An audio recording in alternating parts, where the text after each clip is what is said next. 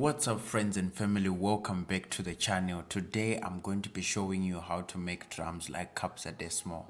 So a lot of people have been asking me, how do you make drums for Amapiano? So I thought it was the best thing for me to do a video on how you can make drums like Kabza de Small.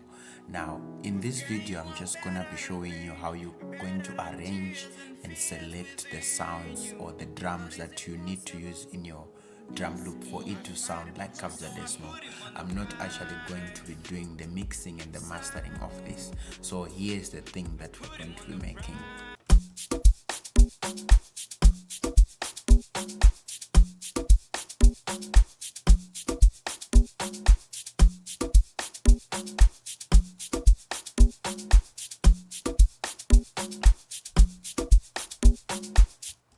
So I'm going to be breaking down this loop so that you know how to make your own loops when you're making your own songs. So the very first thing that I started with is always for me the kick. And I was using KS4 Amapiano sample pack for most of these sounds. I think all of them. I did that so that if you have KS4, you easily relate with me.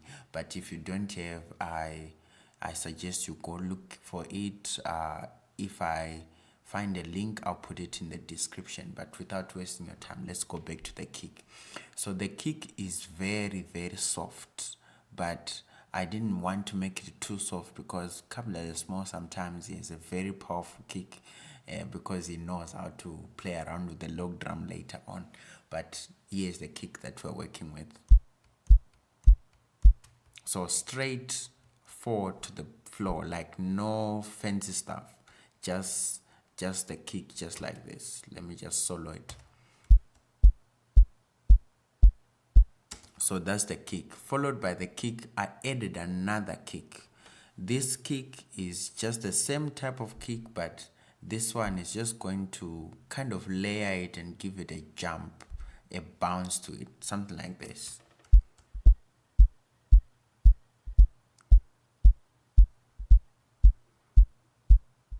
So it's nothing fancy. I just turned its volume way to the bottom, like around here it's around 15%, and that gives the track a little bit of a bounce. Okay, so the next thing we're going to look at is Kabza de Small uses a lot of bongos and congas and rim shots. So as you can see here, I have a lot of them too. Most of these are just layers of the bongos so that they give it a more natural feel. They don't sound too solo or just alone. I wanted to fill up the room. So the first one that I used was this KS4 bongo one.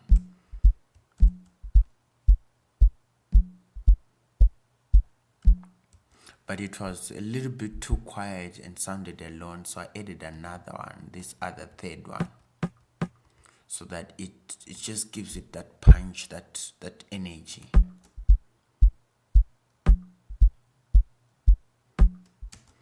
And after that I also added a conga, this conga number 2, still from the KS4 sample pack, and here how they sound together.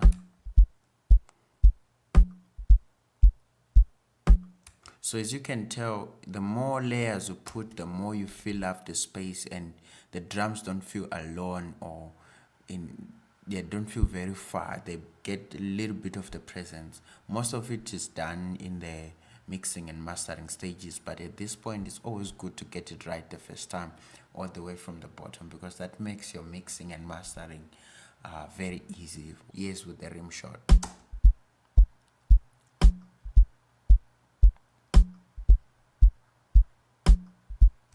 Then after that, I just moved 2 steps to the right from the very first one. If you can count, here's 1, then 2 and 3. On the 4th one, I added another type of bongo, this one. So this one just gives it that yeah, you know how it does it. So here's how it goes.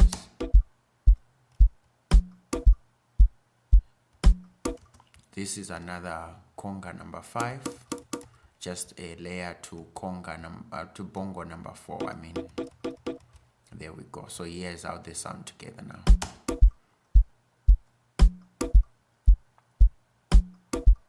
Okay, then after that I went on to my third type of percussions, and I picked conga number 24. It's very sharp, but also very, it feels single, it's lonely, if I can say it like that. So I give it a clap layer to give it that wah, that sound, yes. So together they sounded like this. Actually, let me play it when it was by itself. So as you can tell, it kind of feels like something is wrong there. So I added the claps, and here's how they go.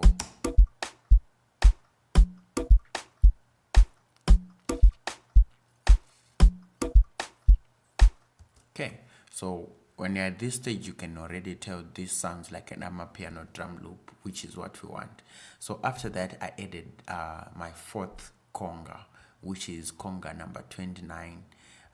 Conga number 29, I didn't add a layer to it because there's a point in the beat where it clashes or plays along with the kick. Here we go. So I didn't want to complicate that area of the beat. Here's how it goes with the conga number 29 on.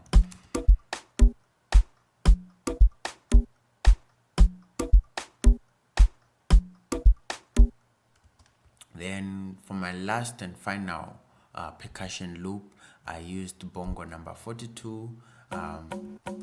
Bongo number 42 is put on use loop points, and I would suggest that you remove it there, because what happens is that when it gets to the end of this beat, it's just gonna start looping by itself, and sometimes it gets off beat.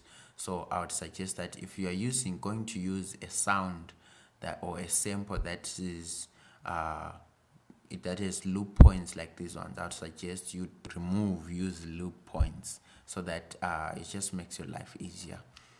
Then here's how it goes with the bongo number 42 by itself without a layer.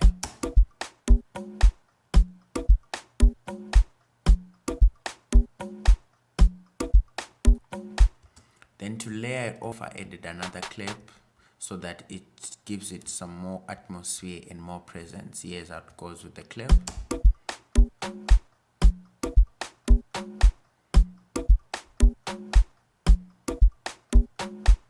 Then what's Amapiano drum loop without some shaker loops? So I used a loop number 4 from KS4. It's already there. Just make sure the timing is right. You can play around with the time knob so that it's not too slow or too fast, and it's right in sync with the beat. So here's how it goes with the loop.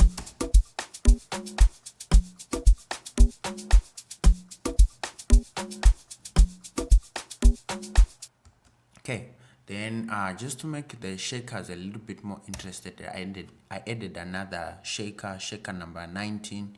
This is just a single one-shot shaker, just like that, and I added it on every third step of the beat, and here it goes.